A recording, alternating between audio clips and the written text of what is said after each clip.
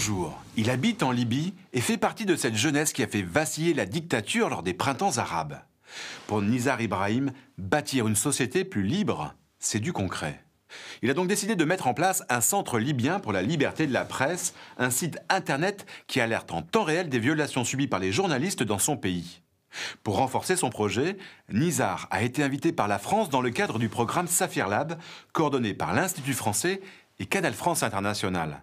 Avec 32 autres ambassadeurs du changement, âgés de 20 à 30 ans, et venus du Yémen, de Tunisie, d'Égypte ou encore du Maroc, il a rencontré pendant 15 jours à Paris des experts de haut niveau. Entre partage d'expériences et apport de nouveaux outils, Nizar, fraîchement francophone, nous parle d'une véritable impulsion.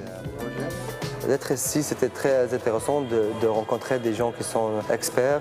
C'était plus facile pour moi d'avoir une vision plus claire pour mon projet. Je connais bien la situation en Libye là-bas, c'était très clair pour eux. Parler français, c'est une grande chance pour moi parce qu'avoir le message direct de eux, c'était plus facile pour développer la langue, développer le projet en même temps. Parler français, c'est un avantage maintenant en Libye d'avoir des contacts internationaux. Et aussi, on a des voisins francophones. Parler la langue française, c'est plus facile de développer les projets en matière de journalisme. Il s'agit en effet de créer un espace d'échange autour de la Méditerranée entre ces jeunes promoteurs de la démocratie. Le français se veut ici un accélérateur de contacts.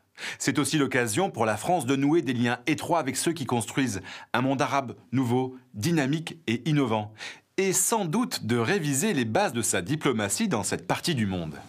Une démarche qui illustre ce proverbe libyen « Fais entrer ta main parmi la main des autres ».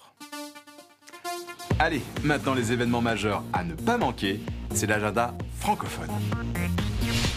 Le festival Sotiza Buzara du 13 au 16 février à Zanzibar en Tanzanie.